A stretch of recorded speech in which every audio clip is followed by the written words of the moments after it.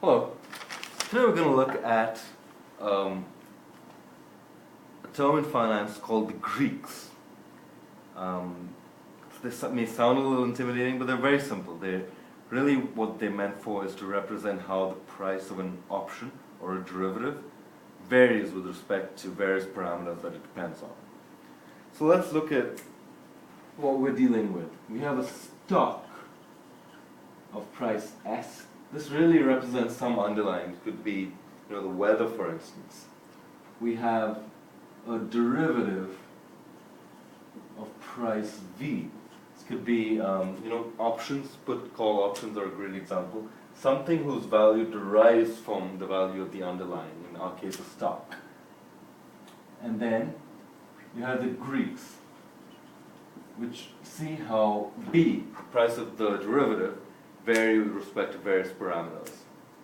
So now if I had to ask you to come up with a Greek, you would probably come up with the Greek, which is the first and most important Greek that people deal with. The delta, which is nothing but dv by ds. It sees how the price of the derivative, the option, varies with respect to the price of the underlying.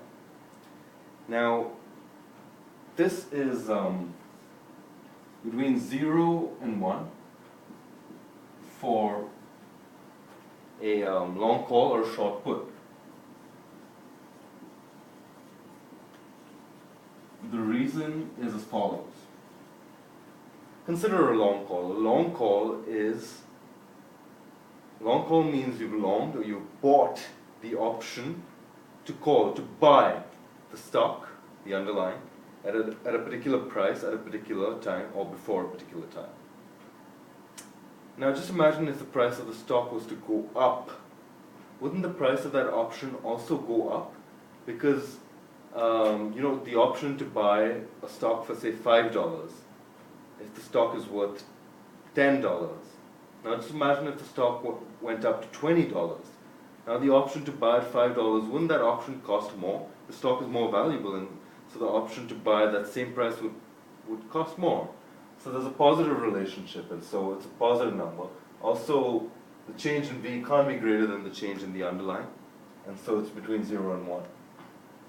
A similar logic holds for a short put, and similarly it's between -1 and 0 for a short call or a long put. A short call, which is the option.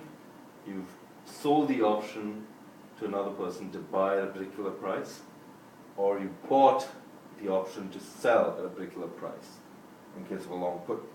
So that's the delta, the most important one. Delta hedging is very popular, where you want to eliminate any risk.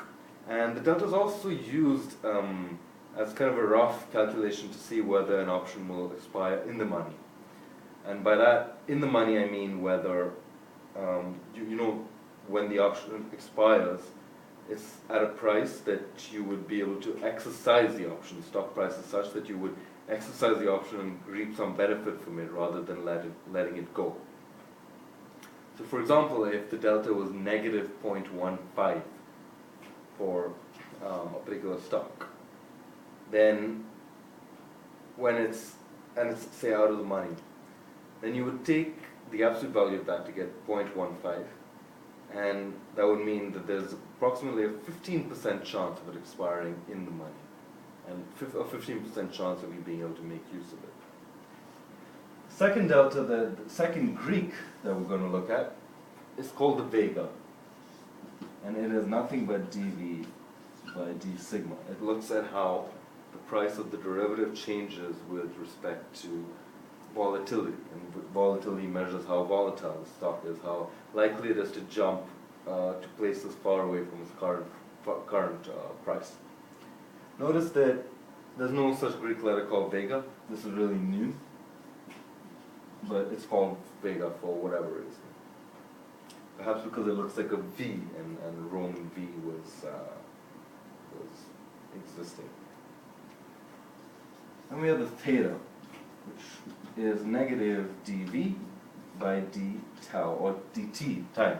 It measures, it's the negative of the rate of change of the price of the derivative with respect to time. So in other words, it really is time decay. Now this is negative for long shorts or puts, and positive for shorts or puts. The reason is as follows. Just imagine long means you've bought the option, either to sell or to buy, right? Depending on whether it's a short or put. Now, you've bought that option, right? So do you want more time or do you want less time? You really want more time, because time is only an advantage for you. You have more time to see what the stock does, more time, more opportunity to exercise your option when you want, assuming we're dealing with European options here. So really time is beneficial for you if you've longed it. So in other words, if tau increases, V would also increase, and there's a positive relationship between them. But you have this negative sign up front, so it's negative for long shorts or puts, and similarly it's positive for shorts or puts.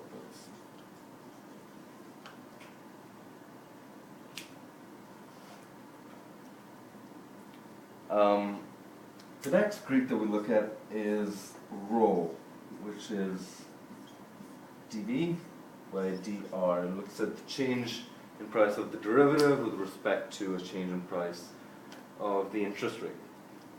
There are some other first order derivatives which we want to look at, they're really not major, but an example would be, say, elasticity, which looks at percentage change in the price of the option divided by a percentage change in the price of the underlying. But really these are the main first order Greeks, and what I mean by first order is we're only looking at first order derivatives. There are numerous second order Greeks as well, and there's some third order as well, but we're only going to really consider one important second order Greek, which is used very extensively, and it's called gamma.